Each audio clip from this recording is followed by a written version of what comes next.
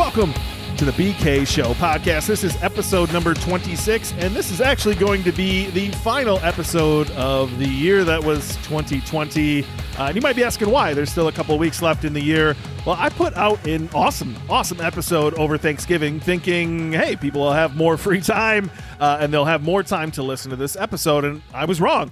People are busy, and you certainly shouldn't expect people to want to listen to stuff. And we're all different. For me, I am a podcast junkie, and I would have found 100 different ways to listen to even more podcasts in my free time, right? Or played Call of Duty, who knows? But this is going to be the last one. I want to give people the opportunity to go back. We have had so many amazing episodes, including today's episode, that I hopefully want to touch on, give people the opportunity to go back and listen, and maybe do some giveaways too. We'll see if I can get a hold of some of the old podcast guests and see what we can do.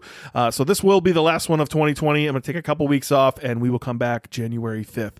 So today's episode, I am joined by Andri Sadlak. Andri just sold his Amazon FBA business for $500,000. I met him a few years ago at a conference, and when I saw that he sold, I knew I had to get him on here to tell his story. He tells some pretty cool stories in his journey along the way that I hadn't heard elsewhere on some other podcasts he had been on. And I wanted to know, why do you sell? What now? Where are you going to invest? And I really wanted to give you, the listener, the opportunity to hear about the Amazon FBA business model a little more in depth. And we actually talked through exactly how you could get started. I think it's one of the easiest business models to get started. If you're still sitting on the sidelines and you're like, man, I enjoy what I hear on Ben's podcast, on some other podcasts, and I want to get started, this is an easy way. And so we actually walk you through step by step on how to get started.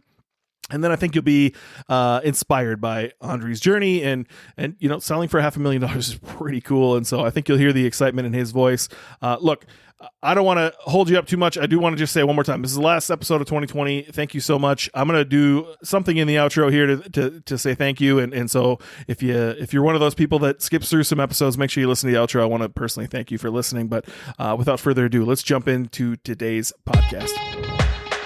Andri Sadlak, welcome to the show, buddy. How you doing? Thanks, man. Thanks for having me. Doing great. How have you been? I've been awesome. I don't think I've talked to you like actual face-to-face since I first met you, right? I was at Brand Builder Summit, Ryan Moran's summit that he put on, which I wish he'd bring back. It was actually pretty fun. And you're walking down the hallway with, and I forget the kid's name, but he stops me and he's like, Ben Kneggendorf, you host the Take Consistent Action podcast. And that had been years since I had done that before. And I was like, what? I'm a celebrity for one moment here. And I talked to him, and then that's where I met you. We talked for a little while. And then I think the owner of Cozy Phones walked by, and we talked to him for a little while as well. And I was just like, wow, what a cool experience to be here 10 minutes, right? And to meet these three people. So yeah, that was a fun, random conversation in the hallway. That's for sure. It's good to finally connect again, right? And little did I know you were in Vancouver, where I was there in February visiting our mutual friends Tom and Abdul and Kayvon, and I would have connected with you too. I didn't actually know you were in Vancouver. Yeah, I was quiet for a while because, I don't know, weather here is different and it kind of changes your personality. Vancouver is cool. I can't wait for COVID to be over and come back up there. I was impressed with. Oh yeah, I love the city. The city, and I'm just a huge fan of Abdul and Tom and Kayvon, all of which have been guests on the show. So if you haven't heard them, definitely go check them out. But look, I want to talk about you. I want to hear your story, man. Like you seemed super interesting when I met you outside of Austin at that conference. Now you've recently sold your business for $500,000, which has to be an amazing feeling. Certainly I've exited for similar numbers, and it's fun. And I kind of want to dive into that. I want to hear your story. I want to know what you're doing now, where you're going to put your money, what the selling process was like. I want to hear everything, buddy. So you start us off wherever you want to start. I just want to hear your journey. Sure, happy to share. Well, for everyone who doesn't know me yet, I'll give a little bit of a background of where I'm coming from, who I'm about, what I'm about. So I'm an immigrant, clearly by the accent you can say I didn't grow up in North America. I'm originally from Ukraine. I moved to Canada about 7 years ago, originally Toronto. Then I moved to British Columbia, the beautiful part of this country, worked in real estate development for a little while. And that's when I started this e-commerce gig in the beginning. Fell in love with the entire world of online businesses, and ended up only doing e-commerce for the last couple of years or so. And just as you mentioned, I recently exited the business, which is huge for me as an immigrant. I don't think my parents have ever made that much money as I did with this exit. So it does feel amazing, yet at the same time, it feels like this is only the beginning. It's not that huge anymore in my mind. And I just feel that this is a proof of concept. Now do something even more impactful, Where are your parents now? Are they still in Europe? Everyone's still in Ukraine. Yeah, in Europe. That's crazy. What age were you when you came over? 23. what was the moment where you're like, I'm going to go over to North America? Talk to me through that. As at 23, I was a moron, like really, really dumb, making very poor decisions. So I'm curious, how you had the smarts to do that. I think I made enough of poor decisions right before that in order to learn from them and make a good decision moving forward, because I definitely do not regret moving to Canada. At that time, I was basically looking at, hey, where can I immigrate and build myself as an entrepreneur? And obviously North America is the place to be, at least it was in my mind, if you want to build a business. And I looked at the immigration process in the United States. It seemed ridiculous. It was pretty much impossible for me to immigrate. I'm not a scholar or anything like that. No, not a genius in any way, shape, or form. So I looked at other countries, and the closest second one is Canada, just north of the border, right? And Canada seemed to be way more welcoming for immigrants. I think it still is. So in my mind, it was like, hey, I can put 5 years into this and end up with the Canadian citizenship. If I don't like it, at least I have something that, like the passport, that lets me travel anywhere without any issues. Because as Ukrainian back then, you would have to apply for a visa anywhere you go. And that's quite frustrating. So that was pretty much the decision-making process. I'm super ignorant. So like you just said, it's super hard to get in the US and it was easier to get into Canada. Can you can you talk about that? I'm genuinely curious what that process looks like. I'm so ignorant being an American and I just don't know. Yeah, I guess take it for granted. Like being in North America is amazing, and having residency here and growing up here, like opportunities are endless. I'm not an immigration consultant or anything. I don't know much about what's happening right now, but at that time I was like, hey, I can either pay hundreds of thousands of dollars, which I didn't have, to get an education somewhere in the United States, and then there's still no guarantee that I'll be able to get the work visa or anything like that. You still have to be sponsored by someone, as far as I know. So the company has to be your employee for years to come. And then eventually you may be able to qualify for the green card. While in Canada, it's a little simpler if you got education there. And for me, it was just the simplest, fastest way to immigrate. 2 semesters, which gets me 1 year of work permit automatically. No questions asked. I can do whatever I want with that work permit, work for anyone. It's open. And I was like, hey, at least by the end of that year of working in Canada, I'll be able to determine whether I want to stay. That education is probably valuable anywhere else in the world because Canada has that brand of being good for education. So yeah, after 1 year, basically applied for immigration. The rest is history. Really, 5 years, and I think 3 months later, I was holding my Canadian passport and I was flying to Southeast Asia with it. Happy as clam. What can you do in the meantime? Just out of curiosity, when you're here and you have the 2 semesters, can you travel, or is it still everything like based in Ukraine? Like you would have to apply everywhere else? Well, I still had my Ukrainian passport up until like 2 years ago when I got my Canadian citizenship. But you're open to do whatever you want. You can travel off and on anywhere you need.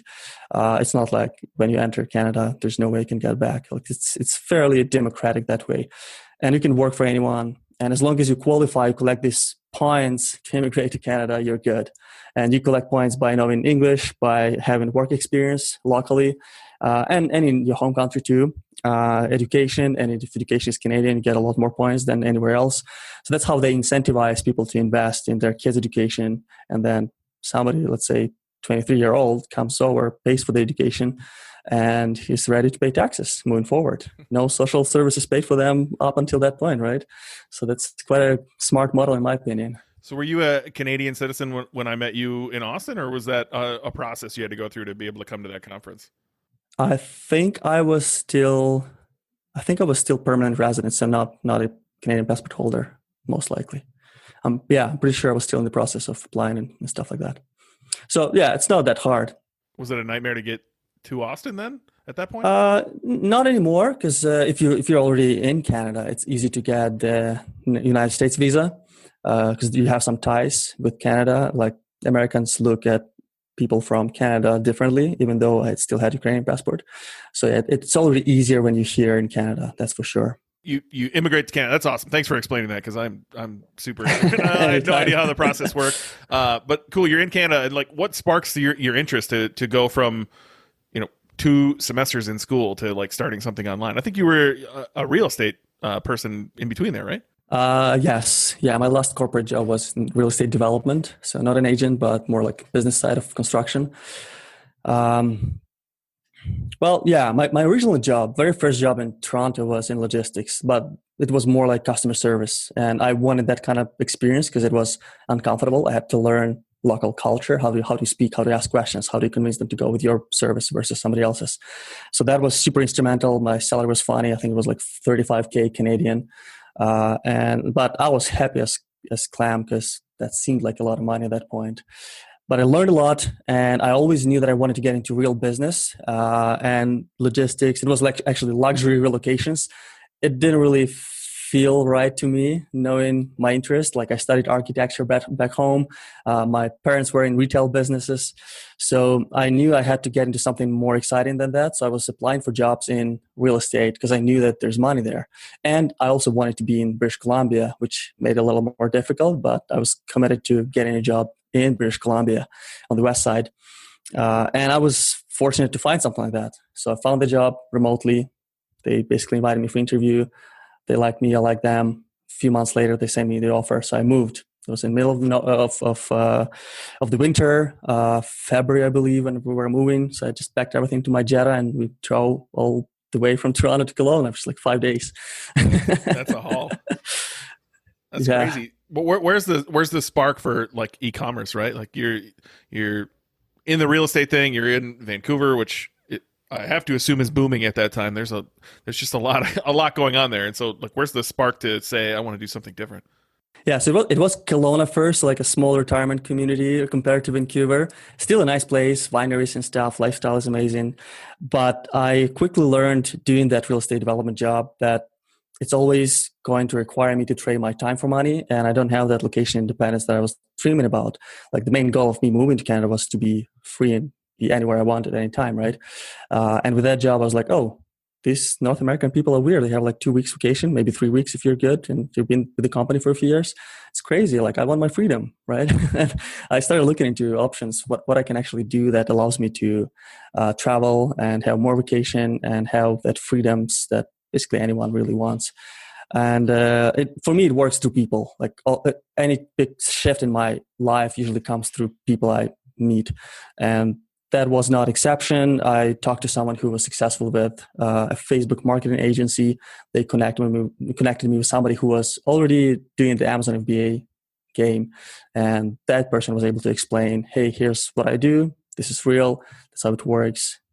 That's what it takes. And I was able to ask questions when I started researching products. And yeah, that connection made all the difference. Started on researching. I love that you call it a game. Like you said, they're in the Amazon FBA game. It is a game to me. Like it is. So I have some FBA products. I've launched a few before. I've been in partnerships where it was in all Amazon business, and it really is a game. It's like, can you go on there, find out what's winning, and make a better product and step in front of there? Amazon's got the traffic. Amazon has the logistics covered for you. If you can be honestly a half-assed marketer, you can probably do pretty good on Amazon FBA if you're willing to take the risk. And again, just go find where you can like make a difference in your product. So you didn't take any courses? You just like talked to the guy and he got you fired up enough to go discover a product? Yeah, I was still cheap. My salary wasn't super high, so there was no budget for courses. Yeah, I was like, I better learn with my mistakes and lose a few thousand that I would lose in a course, but I would know for sure what the process is, you know. But I definitely have nothing against courses. I know that some people are crushing it because they took the right course. So it's just the way I did it, and no regrets. Now I probably would take a course, but back then wasn't an option. Yeah, I'm a big fan of courses, mentors, and masterminds. It's actually a question I want to ask you later on, but like, let's talk through that beginning process, because I guarantee there's people listening who are like, I've heard of this Amazon FBA thing. How do I get started? I truly think in the next 10 minutes, you and I could explain it well enough that everybody listening could go launch a product on Amazon. Would you agree? Yeah, 100%. It's not that hard. Fire away, man. Walk through the beginning process of you finding your product, and I'll throw in some tidbits along the way. Because if this helps one person launch a product and exit for $500,000 like you did, then this podcast served its purpose. Exactly. Yeah, I'm down for that.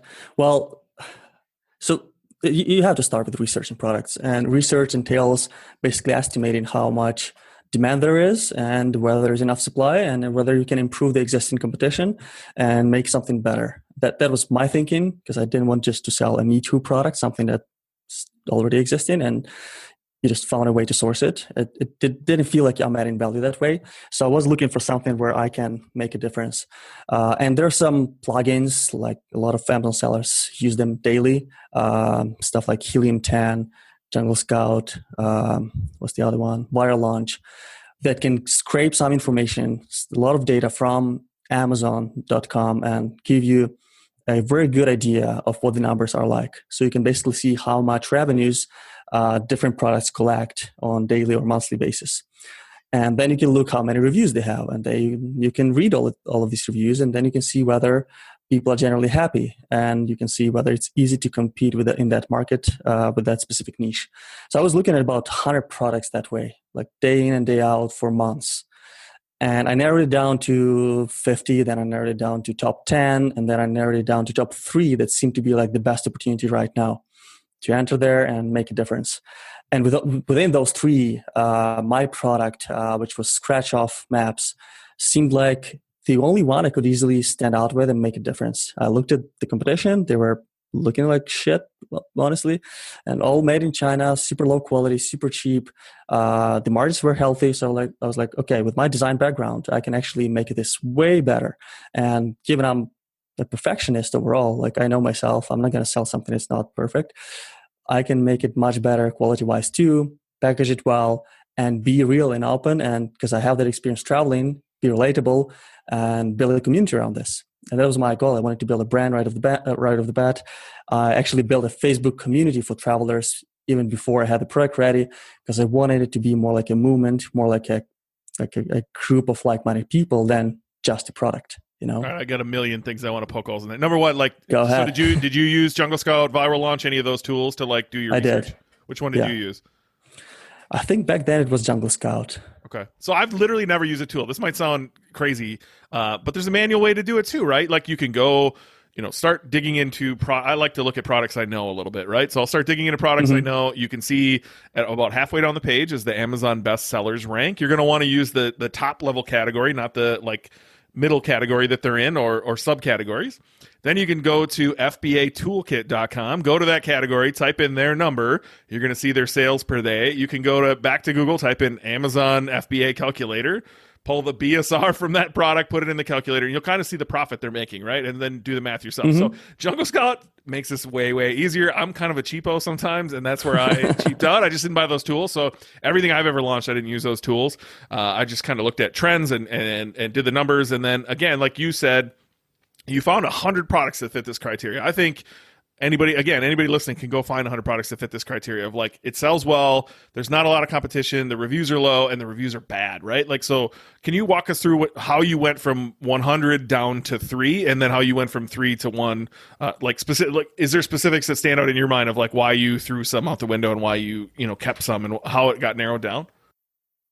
Back then, I was not the smartest person, so I was basically just looking at numbers only, and not even all the right numbers, because my product was oversized in size, and most gurus would tell you, hey, don't launch anything big, right? Because you pay way more for shipping, storage, and FBA fees and stuff like that. So I was basically looking at numbers, and top 3 were like the most interesting numbers-wise. I could see that there's a huge demand and not that many reviews. And I was like, I had no idea how you collect reviews and stuff like that. But I was like, okay, if somebody with 100 reviews sells for like 30, 40K a month, and most of them do, there's no like 2-3 big players and everybody else isn't really doing well, then yeah, it's a good market. And maps were just, I don't know, gut feeling. I was looking at that. I was like, oh, it's probably easy to launch. And for me, having no experience whatsoever with online marketing, I was like, it's an easy product. It's just a poster. It has to have that unique feature of being able to scratch off places you've been to. And I can see that those ones that sell like crazy do not look that well. And that was about it. I was like, I can make this better. And I didn't want to launch a product that didn't have any differentiation. And I knew that design is an easy differentiation. If you make it really much better, then you can justify higher price, right? How did you know that the competition was crap, right? Were you reading reviews and seeing people? Subjective opinion. First of all, subjective opinion, because I don't know. I thought of myself as someone who understands design well because I studied architecture, and I looked at those maps, and to me, it looked like cheap product, and they were selling for $25-$30. I'm like, doesn't feel like it's worth it, you know. And I ordered some of them. Like I studied competition inside out, all the funnels, everything they do. I, I looked at everything I could, and also I ordered some samples from China. And I wanted to source from China, but I ended up sourcing in Europe, in my home country, in Ukraine. I didn't know them, but it just made sense quality-wise. I could achieve much better quality and be unique that way too. So I heard you mention this on our mutual friend Tom. Tom was on my show, I believe episode number 10, and you were on his podcast recently. And I heard you mention that by moving to Ukraine, you were actually able to produce a better map. And it didn't really click for me until you mentioned it on that show that like China has a completely different view of what countries look like versus what the rest of the world thinks countries look like. And so like, did you run into that right away? Did you see that on other maps of the discrepancies there of how China views the world? Or did you find that out when you moved to Ukraine? No, I learned that as I was getting samples from Chinese, because I designed the map I'd like it to be designed, using United Nations map as a sample and adjusting it to make it easy to use for tracking purposes. But when I was getting the samples, Chinese were like saying to me, okay, we'll do the sample for you, but if you decide to go with us, you'll have to adjust the design. And I was like, what do I need to adjust? Like you have to change Taiwan and Hong Kong to look like they're Chinese and show the outline of the South Chinese Sea so everybody knows that this is all China and stuff like that. Some border lines around Nepal, like lots of things that I wouldn't necessarily agree with. And everybody else just did it because it's much cheaper to make things in China. So I was concerned already, but the final decision-making item was like the quality wasn't good. Like the quality was very simple, map would arrive damaged right away, scratched a little bit. And the technology they use in Europe is different. Basically, the coating material is done in a way, it's more like foil-based, that it's fairly impossible to scratch it accidentally, only intentionally. And I like that. It looked premium, the shine was nice, and I didn't have to adjust the design. I could show it the way that the rest of the world understands the politics and the situation with the country and borders and stuff like that. So... Were the manufacturers in China like adamant that they could not produce a United Nations style map? They would get fined. Yeah, they would get fined if the export whatever entity checks. They'd be able to see, oh, they're exporting maps. We got to check them because it's maps, and China's very adamant about what the map has to look like. What a crazy world we live in to think that they can't even export maps that look different than what their government tells them it has to look like. Right. That's insane. So you moved to Ukraine, right? Like it sounds like you were able to get a better product. So that was one of my notes that I wanted to talk to you about is like when I consult with people, the number one thing I talk to them about is product always wins. Like you can have the worst marketing in the world, you can have the worst website in the world, but if you have the best product, you're going to win. And so like where did you find that advice? Was it the person that was helping you out? Was it going to conferences? Was it listening to someone's podcast where you were like, I have to make this product so much better? I don't think I heard it from anyone really, but a lot of people talk about differentiating.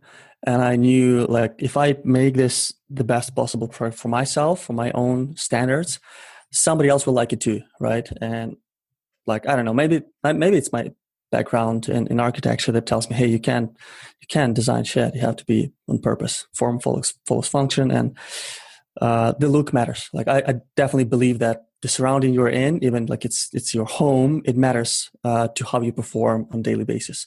Like I'm careful about my lighting, my air movement, everything I see around me in my office, because I know that everything affects us on a deep neurologic level. So that was my approach. Like if I make sure it's minimalist, it's clean, all the fonts are playing well together, and I involved a lot of different graphic designers and cartographers, and I know it's the best possible design of the map, even though it's just a world map. Like how do you differentiate it? But there are some things you can do to make it look nicer as a home decor item. So I was focused on making it super functional, easy to track where you travel. So you sometimes have to adjust stuff. Not that you're against some borderlines, but you can't make it as precise as Google, because then it's super hard to scratch, right? And stuff like that. Adding flags, like bottom part of the map had flags, and I noticed that a lot of people were saying in reviews that they like that from someone who tried it first. So I knew, okay, flags. If I nail flags, they look amazing, and I only have proper countries, not like some other maps, 250 flags. Like, what's 250? We have 196 or 97 countries. It's like, why would you have extra ones? So I was super detail-oriented when I was designing this, and I knew that, well, quality is important for me. It's important for a lot of other people, and if someone's buying it for them, they're probably looking for the best possible quality. There's always market for the best, just like the supercars. Like some supercars don't sell that many items. Like compare Bugatti sales or Ferrari sales with Toyota. Obviously, Toyota makes more money, but I wanted to be more like a Bugatti, just because I wanted to put my name out there and be like, "Hey, I created this." Yeah, I think it's easy, just as easy to sell a product that's premium as it is to sell a product that's not, right? And in my experience, you're going to have better customers in the end anyway, right? Like, I don't know, the people that are looking for a deal aren't necessarily the people I like to deal with Exactly. on the customer service end or Agreed have my there. team deal with. So like, we're on video now, but this is going to go out as a podcast. Is that the map behind you? Is that your product? It's one of the variations. Not the most popular one. The most popular one is the black background, and the one I have in my office is white background. But I personally like this one. And that's actually where my Facebook community came in handy, because I was designing this original map, and this is the one, that's the design. And I wasn't sure which one to launch, the black background or the white background one. And I already had probably close to 1,000 people who like traveling in that group. They knew who I am. I was pretty active there. I was like, oh, I'm designing this product. Which one would you prefer? The black one or the white one? Show the images. And to my surprise, 65% or something people voted that they prefer the black background one. I was like, okay, good to know, because I definitely like the white one better. So I did launch the black one, and definitely no regrets, because it's way more popular. So you talk about a lot of things that are what I would call like DTC, right? Direct to consumer e-commerce. That it's not Amazon. When I've been taught Amazon, or there's a bunch of courses out there that all teach the same thing, they talk about being on Amazon and Amazon only. Like there's no need for an audience. There's no need for anything. Go take advantage of Amazon's algorithm. But in the beginning, you're building this audience. You're getting feedback from people who are in your niche. You're creating the best product. Like how did you learn to be more of a brand, to be more of like a what I would call a real business versus just an Amazon FBA business? Now that you asked this, Ben, for, I don't know, second or third time, I think I was influenced a lot by content of Ryan Daniel Moran, and that's the first person I found on YouTube speaking about Amazon FBA and e-commerce, and he talks a lot about building an actual brand versus just taking advantage of Amazon. So I think some of the ideas came from there, and I was like, okay, he built this yoga brand on Facebook first before he had a product. Why can't I do the same? Everybody loves traveling, right? So I think that's where the initial inspiration came from. But then you consume a lot and you develop who you are. And I know myself, I'm not the most detail-oriented person, numbers-wise. Like I never knew exactly how much I was making per month. I knew that it was enough, enough to reorder, enough to reinvest, enough to pay myself. So I'm not that, like, I'm not a digital numbers wizard, just like some other people are, but I knew that I'm relatable and I can be open and honest and I can show myself. Like most sellers hide their faces. I don't. And I knew that someone will appreciate that and they'll feel like they're buying from another person, and everybody wants to buy from someone they like. Just like we buy Apple products because we liked who Steve Jobs was mostly, right? So that was my thinking behind it as well at that time.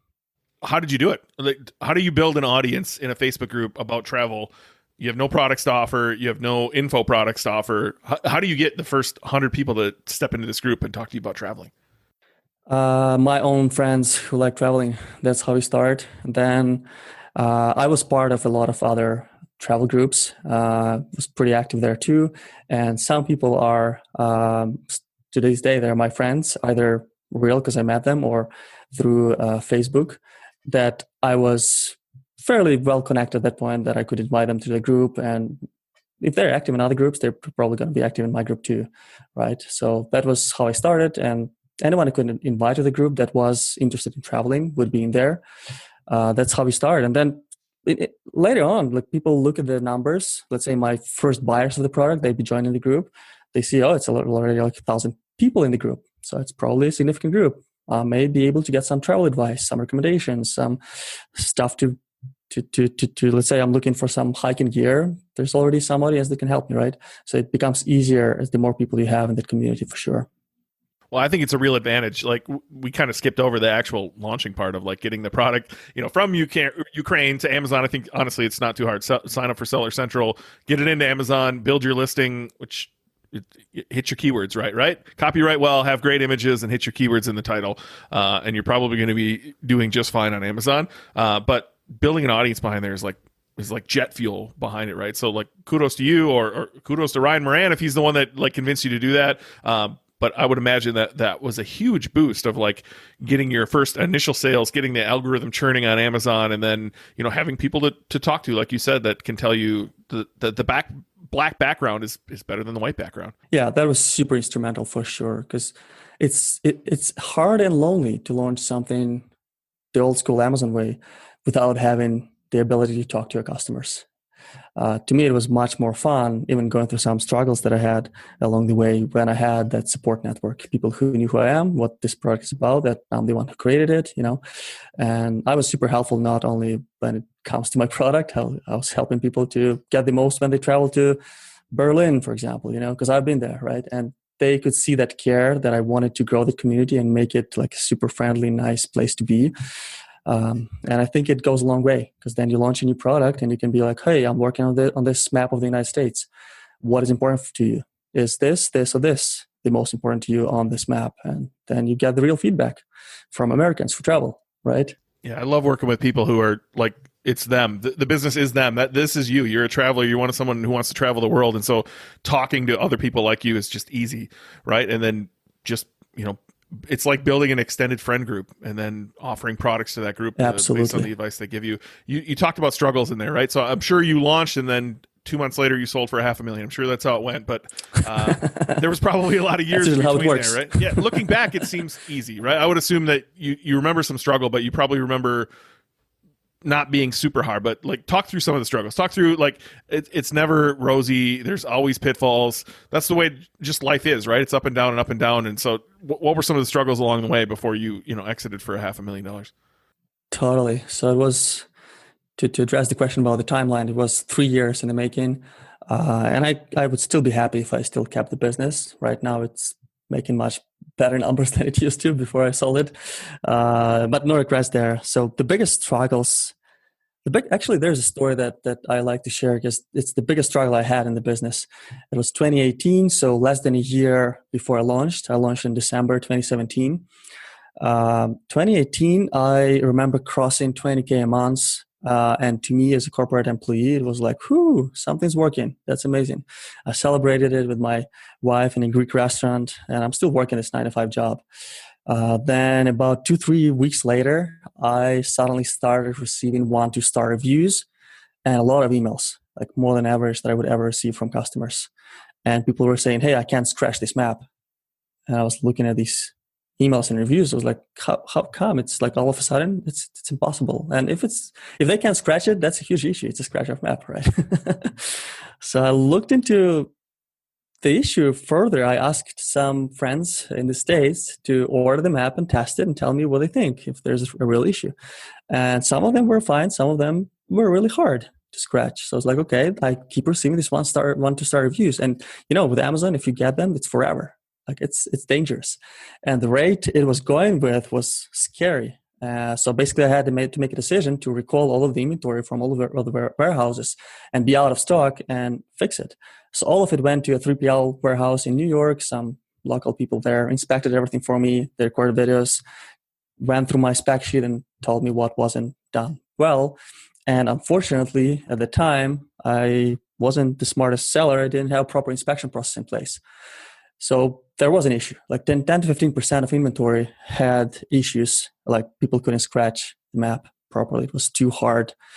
And it's a huge issue because you don't know which one is defective until you use it. And when you use it, it's no longer sellable, right? So I had to send all of this, like 5,000 units, into garbage and work out a solution with the manufacturer.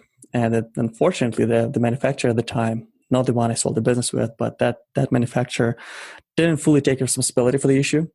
They were blaming freight forwarders for shipping it in a container in the middle of summer. It's probably too hot. That's why it became hard. But it sounded like BS to me because I know that we're selling to places like Arizona, Texas, and it's hot there all the time, like in some places. So it would be, I would know about that issue before, right? So they still didn't take full responsibility, didn't cover all the costs. And for me at that time, it was like $35K US that I lost as a result, with all the expenses, shipping, inspections, everything, and even sending it to the trash can just cost some money, right? And then 4 to 5 months, probably close to 5 months, I was out of stock as a result. 2-3 weeks later, I don't remember exactly, I'm laid off from my day job. So no more stable income, and I'm out of stock because of this issue. And 35K for an immigrant, that's a lot of money. I paid less down for my townhome back in the day, so it felt devastating. But I don't think I was down for too long. I was like, okay, it's a big challenge. It's a learning experience. It's not done to me. It's done for me to learn something. Obviously, I should have had a proper inspection process. What do I do now to fix this moving forward and to get back on my two legs and kick ass moving forward? So I did put a proper inspection in place. I found someone local who can do it well. So now it's a super rigorous process, like 3-step inspection at different periods during the printing process and packaging. And it's virtually impossible to repeat the same mistake now. And that made my business overall a much stronger system, right? So I had to sell my townhome at the time to survive the downturn and pay for the next inventory batch. And I'm paying for the next inventory batch. I know it's going to be in stock around December, which is great for giftable products. I'm buying a ticket to Bali. I have no place to live here anyways. I'm receiving my Canadian passport like 2 days before I'm flying. I'm like off to live my dream because that was the main purpose of the business. I wanted to be location independent. And I knew that I can do whatever needs to be done from anywhere. And that was my plan. And December is back in stock. I'm crossing 50K a month, which at that time was the most I've ever made. And I'm like, okay, good decision making, and great that you decided not to give up and continue moving forward. How big of a deal was it for you to be like, I'm going to sell my town? I just lost $35,000. I'm going to sell my townhome and gamble once again. And like that had to be a huge moment for you, and not an easy decision. Absolutely. Not an easy decision. I remember when I lost the job, I had to apply for unemployment insurance. I was scared AF because I had to pay my mortgage, right? And I remember we were renting out a spare bedroom through Airbnb just to cover some of the costs. And then every weekend we'd go travel, explore the nearby mountains, and the townhome would be rented completely, which makes the most sense money-wise. And what else? I was delivering food, like Skip the Dishes is the app you use, just like Uber Eats, just to make ends meet. And I was like, okay, I can recover this business if I sell this townhome. There's no other money I have. And if I do that, I'll be able to order enough for Q4. And it's important to be in stock in Q4 because that's when you gain the most ranking. The demand is huge. Or I can just look for another job. I was like, okay, life is short. What sounds sexier? Yeah, but was there any worry that like you're going to get another shipment that is just destroyed? Like what? Of then, course. Right? I'm sure that worry went through your head. I'm sure, I don't know if you were married at the time, but I'm sure your wonderful wife probably had something to say about that as well, right? 100%. And she was with me. Fortunately, she's a great support network. And she actually quit her job around that time too, right after I sold the townhome.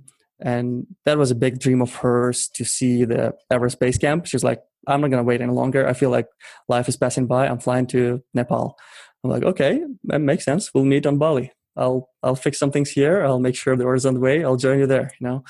It wasn't easy, yeah, for sure. But I felt like it's a gut feel. I felt that I found a good inspector, and I was on the phone with them all the time too when the new order was in the process.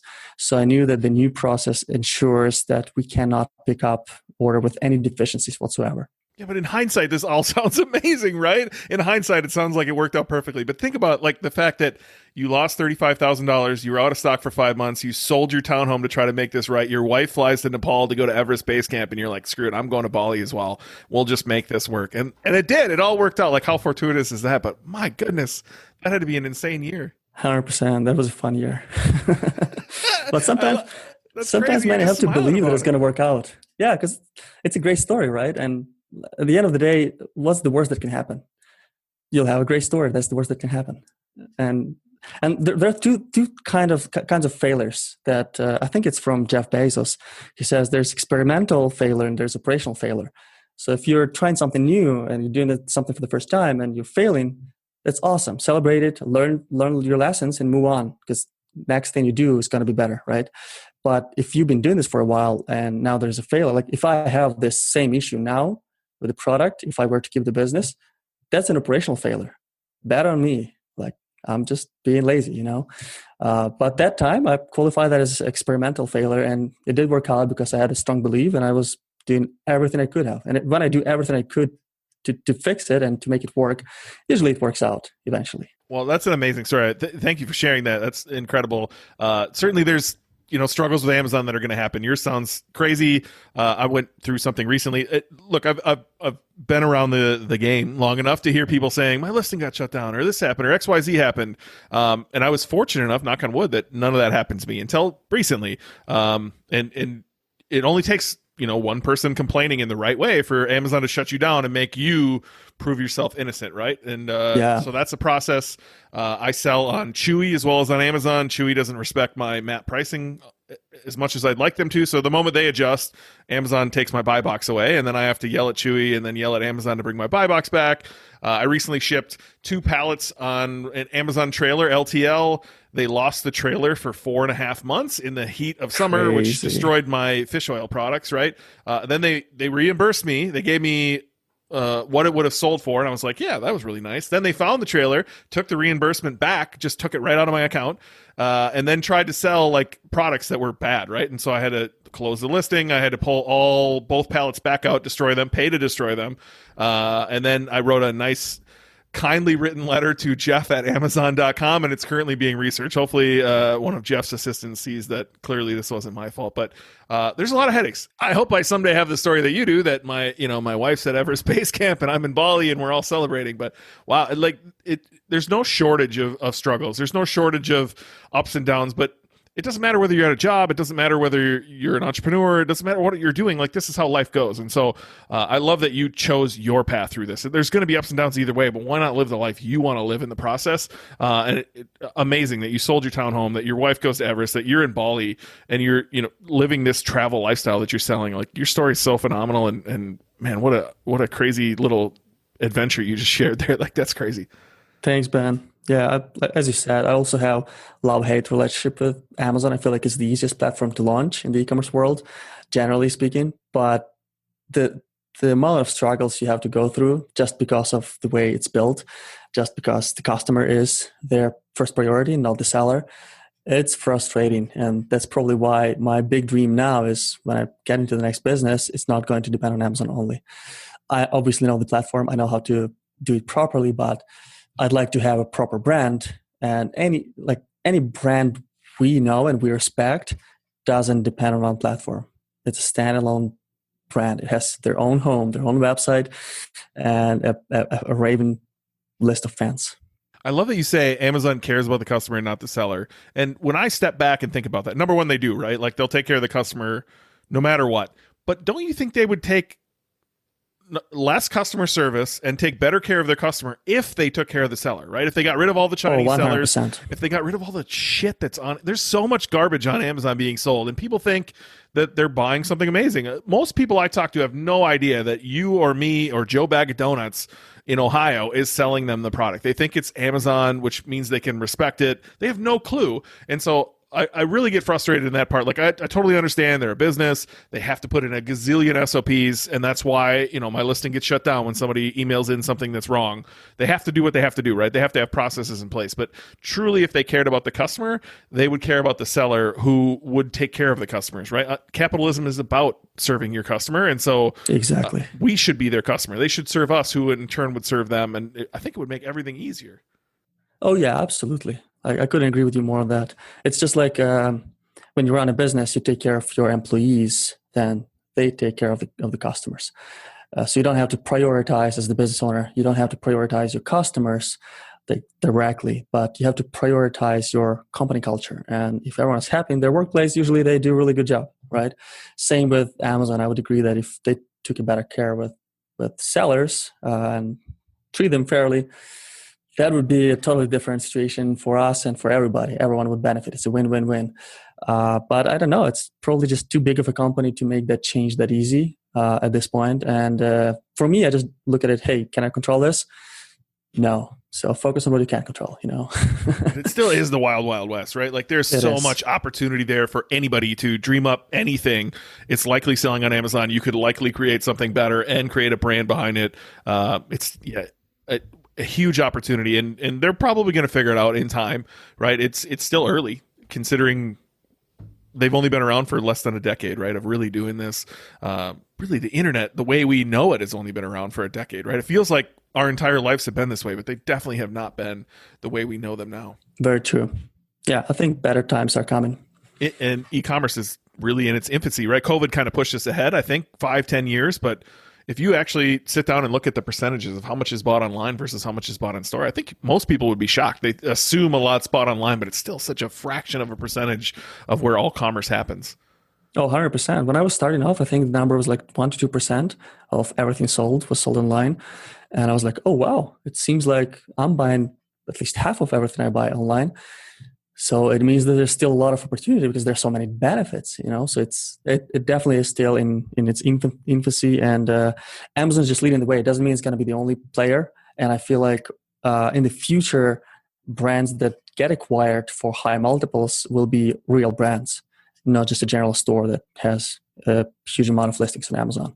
At least that's what I hear from brokers and from bigger companies who acquire Amazon-based businesses. They're like, oh, if it's only Amazon and they have no brand whatsoever, that's not our first priority. We're going to look for proper brands, And I'm excited about that because I feel like that's what I can do well, and that's what actually matters. If I'm buying, I want to buy from the company I have shared values with, not from whoever's cheaper.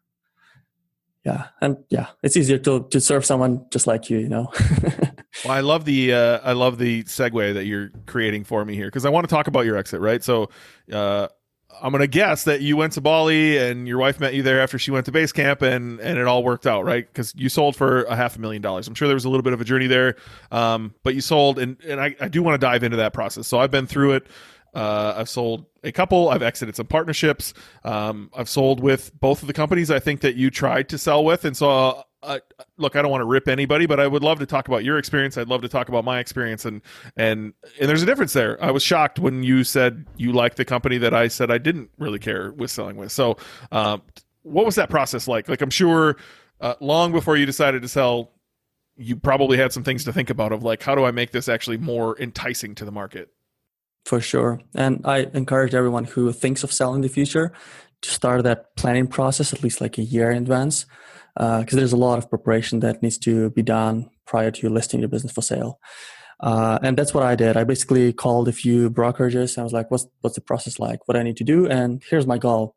And it's funny because I wrote down that goal. To me, it was just a nice number. Probably 1.5 years ago or so. So about 1.5 years into the business, I was going through an existential crisis, you can say, thinking of what I'm doing in life. Does anybody care what I'm working on day in and day out?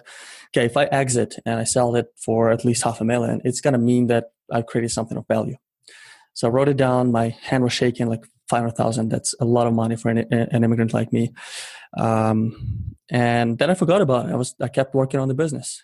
And later on, when I sold it, I looked at the number, like the totals come to the sale price minus commission, broker commission, plus whatever payments you were receiving from Amazon until the closing date, and then inventory. It's funny that it totaled to $500,238.05. Not 500,001 or $499, like exactly what I wrote down, pretty much. So it's funny how world works out. But back to the process. So about a year before I sold, I talked to a few brokerages. Some of them straight up said, oh, it's too small of a business for me, so look for someone else. Hey, for example, here's Quiet Light Brokerage, here's Empire Flippers. They deal with smaller businesses. Talk to them. Where else did you go that told you were too small? I think I talked to Corin Woodmess, who's I don't know, you probably met him too. And he's usually dealing with businesses that are $1 million plus. Otherwise, just not interesting to him because it's a lot of work to sell a business, right? And I don't remember the other one, but there was some other company who's into buying and selling businesses. They were the same, like, oh, you're just too small. Just look for these other bigger companies who do this. So, yeah. And in my mind at that point, Quiet Light Brokerage was a no-brainer because all I knew is they were charging 10% commission while Empire Flippers is charging 15% commission. So I'm like, if I sell it for $500,000, I better lose 10%, not 15. That's about it. So I'm going with Quiet Light Brokerage. And I like them. I think they're amazing people. They helped me a lot, like all the stupid questions I had at the time. And they do care about you selling for the most, for sure. I can't say enough good things about the people I worked with. But what I found comparatively, because later on I decided to switch to Empire Flippers. And the reason was I didn't feel like I'm getting enough interest. And I wasn't sure if it's just me being in love with my brand because that's my life, or it's actually there's not that much interest. And every offer I was getting was a lowballing offer, and people really wanted to get the best possible deal. And to me, I was like, I'm not that desperate, really. If I keep this business for another year or two, it's not going to be the end of the world. Like, I don't have to sell it. So I'm not going to sell it for that cheap. So let's see, maybe the other brokerage can get me better offers. So I decided to quit my agreement with Quiet Light Brokerage. It was like, I think 4 to 5 months, maybe a little more, that we were trying to sell it. And the biggest challenge there too, and I don't know, Ben, if you experienced that yourself, but when you get an offer, specifically with this first brokerage I worked with, you're off the market. No one else can bid and send you any offers. And then you go through the due diligence process. And usually in due diligence process, buyers would find something that's concerning, or maybe they say it's concerning, and they find a way to negotiate and drop the price even further, And it's never a pleasant experience. And later on, 1.5, 2 months later, you're found with an offer you cannot accept, and you didn't get any new offers in the meantime because you were off the market for all the time. While Empire Flippers on the other side, they don't work that way. They have their own structure, which I enjoyed. I think that it's a super systemized business. I think the systems they built are amazing. There's definitely less personal touch because you deal with different people at different stages of the sale process. But I feel like overall it makes sense because of the volumes they have. And because of the volumes they have, I feel like they have a much bigger marketing budget. And obviously their commission is higher. So they probably can spend more on getting the word out about what they do. And I felt like I got a lot more response right off the bat when they listed my business. I had like probably 10 calls within the first week and a half to 2 weeks. And all of them were qualified buyers. Like they make sure whoever even reviews the business information you submit, so profit and loss statement, all the information you fill out in the questionnaire, even if you review as a buyer, you have to qualify, you have to prove that you have funds. And they're super strict with that. So I find that to be useful and beneficial for sellers. And then they have to do their due diligence with everything you as a seller supply prior to submitting an offer. So you're never really off the market until the brokerage receives 100% of the payment, which is fair in my opinion. So only when, and I think in my case, it was like they sent 10% and then they sent the rest within a few weeks. And all this time, people were still able to find the business. And if somebody wanted, they could see it's pending, but they would be notified if it didn't go through. So that was nice. And the only big due diligence part that Empire Flippers has that I think is good is after the brokerage receives the entirety of the payment, so not the seller, but the brokerage. I know that as a seller, right? The buyer has 2 weeks of inspection period when they already have access to everything they need to run the business, and they get to check everything they can think of. And they ask me any questions they have. I respond immediately because I'm clearly motivated for them not to withdraw their offer. And they still can withdraw their offer if there is a grand misrepresentation in whatever I submitted originally, right? So I think that's safe for the buyers too. Yeah, it sounds like they've upgraded. So my experience was the opposite, but I sold in very, very early 2016 with Empire Flippers, and the process was good. It was very processed out. However, I was dealing with a different person every time I talked. Their whole team was based in the Philippines, and so I would get a message when I woke up. I would answer it. I'd go to bed and still have no answer, and then the next day I would get answered again. And so it was like so frustrating, the communication level there. They didn't have the 2-week grace period that you were talking about. There was a few other different, and I'm wondering if it's because like the buyers who bought my business had buyer's remorse, and we got on a call with Joe, one of the owners. They started screaming at Joe and swearing at Joe. Joe told him to fuck off and call my lawyer, and hung up on him, and that was the end of that. And then I know my friend Clint, that guy, their buyer had remorse and didn't make his full payments, and so I'm sure they went through headaches like mine, like my friend Clint's, and probably many others, and they were like, all right, let's button this up. And so I'm glad to hear it sounded like you had a much more pleasant experience. I'm a huge fan of Joe and Justin Cook. Justin's an awesome guy, and so glad to hear things have changed, because my experience was not great back then. And my experience with Quiet Light, well, I was more passive in the business that got sold there. Everything I did see seemed great. I've gotten to know Chuck at Quiet Light pretty well. I met him at eCommerce Fuel Live, and we hung out in New Orleans for a while. He's an awesome dude, and they're at every conference. They're like, you can't go to an e-commerce or a marketing conference without Quiet Light being in the corner. And Joe Valley's awesome. 100%. I think you can't go wrong selling there, but it's interesting to hear that they didn't quite have the audience that Empire Flippers did, and it's definitely weird that they pulled it down while you're in due diligence, right? If you got an LOI, why wouldn't it remain up so other buyers can at least know they're interested when the LOI, maybe doesn't come through? Right. Yeah, I think it's just part of their process. Well, in my opinion, and I may be wrong, they prioritize the buyers of the business. Maybe they had some experience too, where sellers grandly misrepresented what their business was about, what it was actually making. That might have been the case, just my assumption. And I think, as you said, Empire Flippers also learned throughout the years and improved their processes, because to them, what was your experience was probably qualified as experimental failure, and they just improved upon it. And I think I dealt only with people in my time zones. One of the persons was in Magdalene, Colombia, I think, but he was clearly speaking UK accent English. So not someone who doesn't know nothing about e-commerce, right? So yeah, I'm happy. Generally speaking, I wouldn't say like these guys are bad, these guys are good. I would probably talk to both if I sell again. Like, I had amazing experience with both.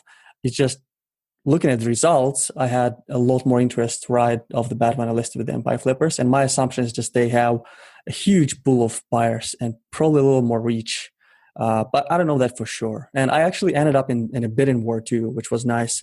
And the way it works with Empire Flippers, which I was amused to learn, when somebody submits an offer, you pre-accept it. And then there's 24 hours window for everybody else who's interested to submit a counter offer if they want to. So that's what happened in my case. I think my original offer was like for $350. I just responded, hey, I'm not going to sell it for less than $400K. No way.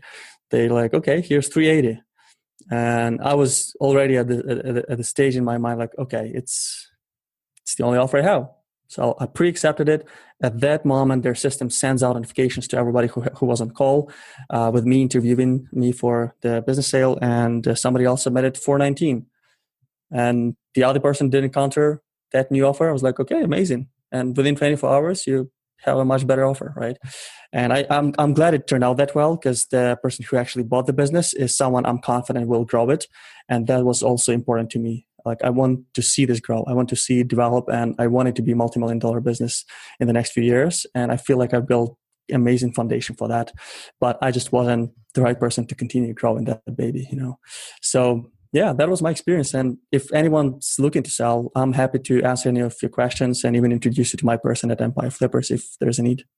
Yeah, and I think it goes out to even more than people you spoke to at Empire Flippers. Like, I have a VIP code with them that I got because I sold with them, and so I've deposited on a few businesses. I'm trying to find a content business currently, and anytime someone has an offer, like you said, I'll get an email. And I've never been on a call with a seller, but I'll get an email right away that says an offer has come in.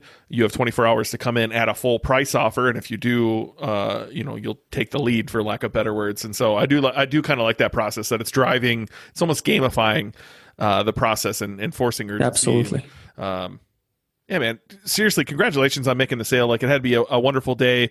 Do you mind touching on a few things that you said you spoke with a few different brokers about a year and a half before you sold? What was the advice they gave you? What were some of the things they told you to shore up in your business so that a year from now you could sell at the best possible multiple? Yeah, that's a good question. Because there was one thing that I was completely wrong about, and that was virtual assistant. I used to have a virtual assistant running most of the operations, but with a business of the size that I had, it's not that critical, as I learned.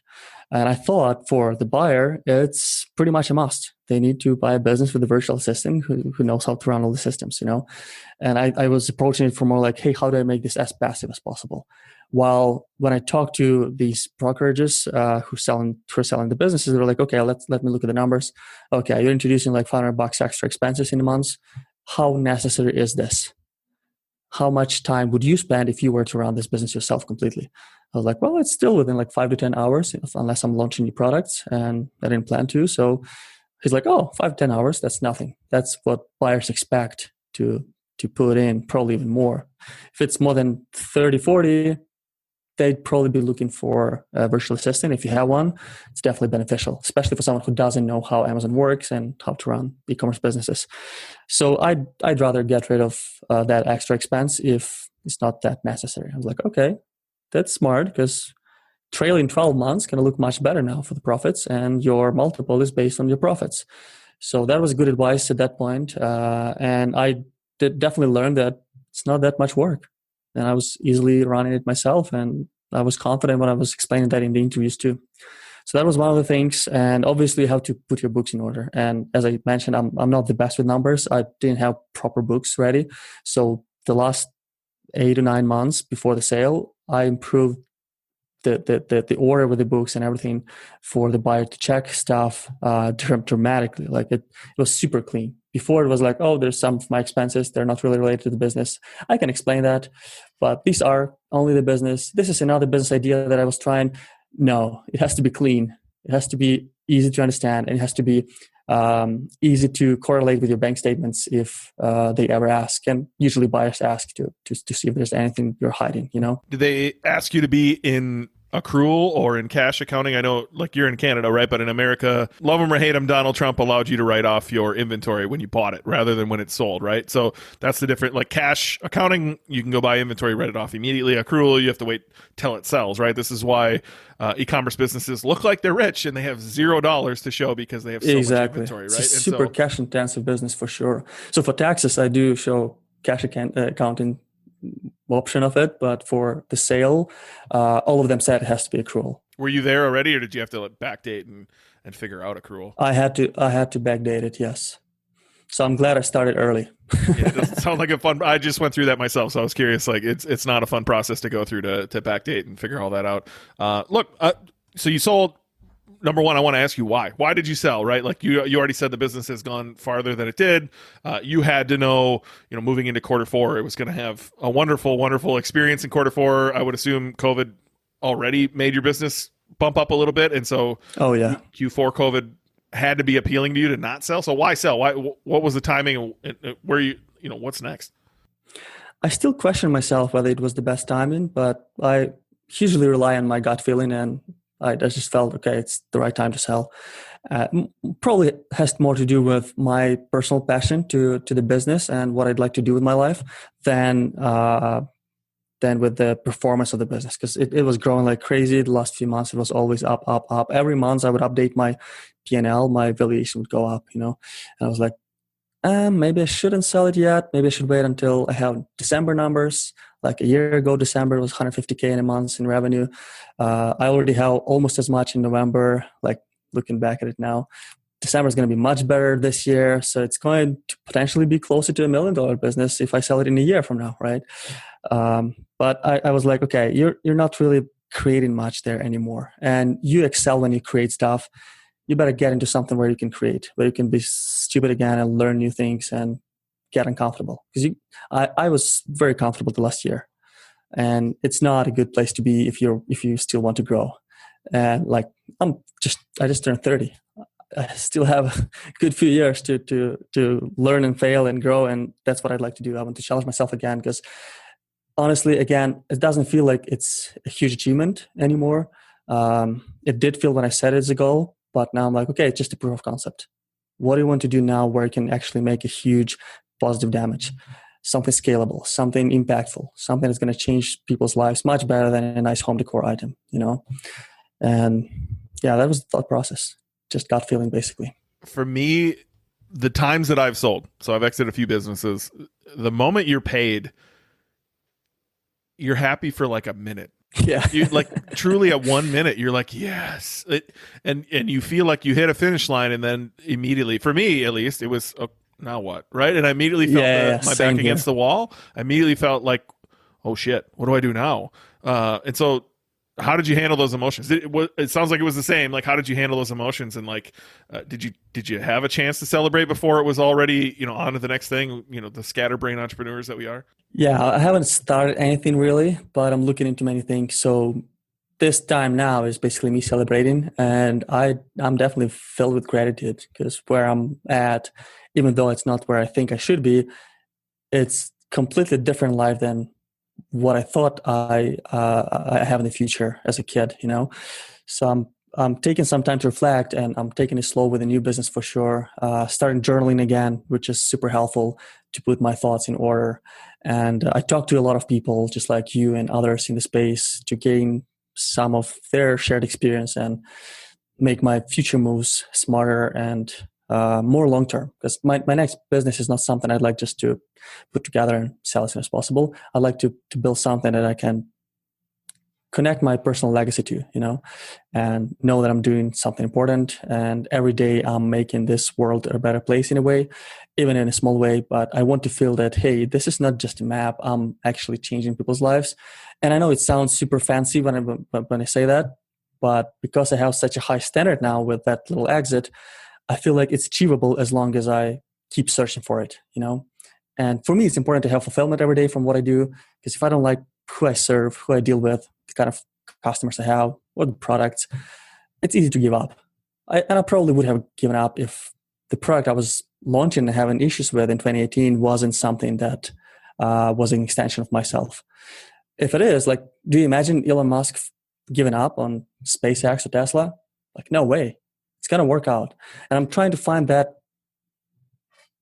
new thing that would be at least that impactful for my life too. I'd like it to be like my legacy, So the exit was in the right time, taught me a lot, gave me some new perspectives, taking it slow now. And I'm excited that I am in that position to have choices, to not have to look for work, to have that downtime to spend with myself, reflecting and figuring out what's my role in this world, So I don't know if this will help you or not. Somebody sent me I believe it was Seth Godin on Tim Ferriss's podcast, and he talks about 3 questions you should ask yourself moving forward. It's actually something that helped me get clear on like where I should go. And so the 3 questions were: what are you willing to give? Who do you want to serve? And what do you want to get out of it? And so, what are you willing to give? Like, when you want to get out of it, let's say you want to have SpaceX, right? If that's what you want to get out of is a business as big as SpaceX and a vision that big, what are you willing to give? Because if you're only willing to give 5 hours of your week and none of your money, you're not going to have SpaceX, right? And so what are you willing to give? It really had me thinking of like, I had a nice little exit. I think I know where I want to go. What am I willing to give? A bunch of my time, or am I willing to take some of the money that that I'm grateful to have and invest that in trying to make this vision come true? And then who do you want to serve? Because if you are serving a bunch of assholes, you're probably not going to like show up to work every day and like continue working harder, right? And so the real question for like those 3 questions of like, do I want to give my time or do I want to give my money? Is that congruent with what do I want to get out of this? And then who do I want to serve? Really help me get clear on like where I think I'm going to go. And so hopefully those 3 questions like help you, in your journaling of like trying to figure out what's next for spot on timing. Cause these are amazing questions to answer. And I already have them noted. I'll find that podcast because I need it. And you're like 100% right. What I find from some other people who all of a sudden started reaching out to me now, they seem like they want to achieve something great, but they're not willing to put in the sacrifice needed. They're not willing to pay the price for it. And there's always sacrifice if you're getting uncomfortable and doing something you've never done before. And as you said, like there's huge sacrifice if you aim for the scale of SpaceX. For Elon Musk, it's his entire life, basically. Everything he has, he's risking everything. And it makes sense. I'm not sure I'm at that level, but at the very least, I want to challenge myself again. And next time I'm writing down a goal, I want my hand to be shaken again. because I know if I constantly strive to break my limits and live that limitless life in all shapes and forms, when I succeed, I'm helping others do the same because they see that, hey, this immigrant who doesn't even speak good English, he can do this. Well, then probably I can too, right? Which means I'll be improving the world around me only by striving to do more than I thought possible, So that's my big goal now. So I have a couple other questions around the exit. Number one is first off, you have to pay stupid taxes in Canada. Anybody who's listening who's not Canadian, they have dumb taxes. They have California on steroids taxes, from what I've been told. And so, well, I have to disagree with you on that, man. All right, hit me up. Tell me differently. I started looking into that because I was never interested in taxes. I didn't have much income before, but now I learned that if I had this business completely within the Canadian system, at least from the tax standpoint, I would save more money. And I agree that taxes are ridiculous, but when you're an employee in Canada, usually an employee in Canada would pay more in taxes than an employee in the States. It depends on the state, but generally that's the case. But with businesses like my province, British Columbia, that's on the far west, I think I would pay 11, maybe 12%. I think somebody said 11 more often than 12, so it's probably 11% of my profits as taxes until I cross 500,000 in profits. So let's say if this year I made 500,000 in profit, I'll pay 11% if it was completely within the Canadian system only. Unfortunately, my business was incorporated in Delaware, which is the best for foreign owners. So it's an American business. I'll still be paying taxes to IRS. And I believe in Delaware, I'll be paying 21% of my profits flat, no matter how much I make. But when you cross 500,000 in Canada, your profits are, let's say, $1 million. It's pretty much the same from what I hear. So it's the same tax here and there. So maybe I was misinformed. I was told by some people we both know that it's 50%. You're just paying 50% taxes pretty much everywhere you go. I spoke to them about one of our mutual friends who was looking to sell at the time about capital gains, and they were like, "What is capital gains?" And I explained America's system to incentivize you to grow a business and participate in those gains or invest. And this person, again, maybe it was bad information, said there's no such thing in Canada. There's no capital gains. And so I was under the impression you'd be paying a large chunk of that to the Canadian government, which sounds pretty awful. I still will, yeah, because now I have a Canadian company owned by American one, and some of the profits will be sent as management fees. So there's that complication there. So part of the money will be paid in Canadian taxes, part of the money will be paid in the US taxes. And it's not the most efficient system, but it definitely teaches me a lot and makes me want to think outside of those two countries for sure. Because I'm not sure if we're referring to the same person, but if you have a huge exit, it may make sense to have something like Cayman Islands Corporation. And I believe there, everything you make outside of the country isn't taxed. So that can save you millions if that's a huge exit, right? And again, up until $500,000, Canada's better, at least British Columbia. But after that, I'm pretty sure it's more expensive because Canada's famous for free medicine and somebody has to pay for it, right? Yeah, there's a million ways around the taxes though, right? So if you're listening to this and you haven't listened to episode 18 with Eric, the cash flow doctor, go listen to that. He talked through a bunch of this, including what you just referenced of being able to build your business in something like the Cayman Islands or somewhere where there's a tax haven, and then license that back to the American company or vice versa, so that you're all the profit you make in America, you pay in a licensing fee to the company who is based in a tax haven. And so you can't bring that back until there's, tax break. The country says, all right, let's bring all that money back. Well, bring it at a reduced rate. Just please bring all that money back to America and you can get it back in here. That sounds like above and beyond anything I ever want to try to comprehend. But Eric in that show mentioned a bunch of stuff for Americans, where you can, move to an S Corp and hire your children and rent your house to yourself a couple weeks a year. There's so many tax breaks that are built into Americans that, again, I didn't think it was in Canada. If there is, you should definitely take advantage of those. But my question around it was where do you plan to invest? Have you put any thought into how you're going to make that money work for you moving forward? Yeah. Well, I took advice from some other people in my circle who sold before, and their advice is basically don't touch it for a while. Let it sit for a few months, half a year, and don't rush with those decisions just because we tend to make emotional decisions far too soon, and sometimes we regret after that. So I'm not going to rush with investing anywhere that fast. I'm obviously going to pay some in tax. my current idea is I'll probably invest at least half of it and have some other cash available for new business ideas. Maybe I'll invest more. I'm not too sure yet, but I'd like to diversify a little bit, just not to be in the position when, hey, the new business didn't work out and you're at zero again. It's way harder to start off again at that position at that point. So, yeah, that's my thought process right now. Yeah, the upside of rushing is you get it somewhere that you don't have to pay taxes on it if you get it there quickly, right? So you're in a weird position. That's true. But it is emotional, right? I know. So I've exited a few, and I definitely made some dumb decisions. I made a few good ones, like look, I bought a purple mattress after one exit. It's like $4,000. Buy one, definitely buy one. It is the hands down the best thing I've ever slept on in my entire life. But I've made some dumb decisions too along the way. Maybe I'll get into that on one of these episodes. But so what else are you doing? Like I noticed on your page, so go follow. I'll put all these in the show notes. Go follow Andri on Facebook. He's got a group. I think it's just, like you have your own page, Andri Sadlak, as well. You have the Traveling Civilization. That's your old business. You have Limitless Entrepreneurship. You have a Facebook group there too, which that's where I'm active now. Yeah. Yeah, you 100% like that's the audience you should serve moving forward. Like you're doing it all over again. You're repeating this same thing. But like I noticed that you are also consulting on the side or coaching with businesses. It says you only work with 3 at a time. Can you talk a little bit about that? And if anybody's listening who might be a good fit to work with you? For sure. Yeah, I'm very picky, as you said. I decided not to coach more than 3 people just because I want to focus most of my attention on building new businesses, developing new systems. I feel like that's my forte. But at the same time, I could see that people I talk to from time to time gain a lot of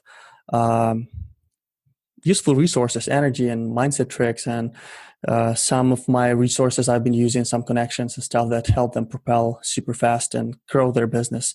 So I decided, hey, I should probably put a good framework in place and still share with others to pay back, because I wouldn't be where I'm at without other people's help. I had some mentors on the way that helped me tremendously, and I'd love to pay back with my own experience too. But I decided I'll only be coaching people who are already in the business. They already, let's say, sell on Amazon. They have their Shopify store or whatever. They're already in the e-commerce, and I can actually help them. I talk to them and I see, oh, they lack something I understand well, and I can help them in the next few months. And it's always like no strings attached. Anyone can quit at any time. I can quit if I decide that I'm not gaining enough energy, because I look at this selfishly too. I want to work with people I really enjoy working with.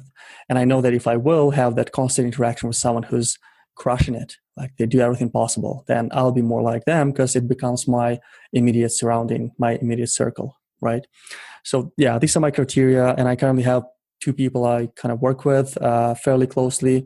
And it's like once a week we have a call, mastering conversations. I connect them to whoever they need at the right time. Not trying to overwhelm anyone with all the information, but only feed that information at the right time so they can execute right away.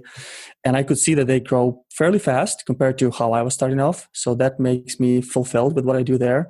But at the same time, I'm like, okay, I'm putting so much energy into this, no more than 3 people, you know? So yeah, that's where I'm at. And it can be gratifying. I know you, Ben, talk to a lot of entrepreneurs. When you make an impact, it feels amazing. Like same for me. Like without some mentors on my way, I wouldn't even maybe thought of selling the business, because back in Eastern Europe, businesses are usually not sellable, and you gain some insights that are hard to measure sometimes. It's sometimes easy, but sometimes it's hard to measure. But it makes that mindset shift enough for you to jump to the next level and be even better than you thought, just because of that flow of energy you gain from people on the next level. Yeah, that was a random question I had for you that I kind of skipped along the way of like, mentors are huge for me, right? I really enjoy mentoring other people. I enjoy, like I have a coach. I've been in some masterminds, paid and unpaid. Definitely recommend the paid ones. There's just more accountability there. But like, what did you have along the way? Did you have mentors or masterminds? Or I know I met you at a conference, right? I would assume you're trying to get out there.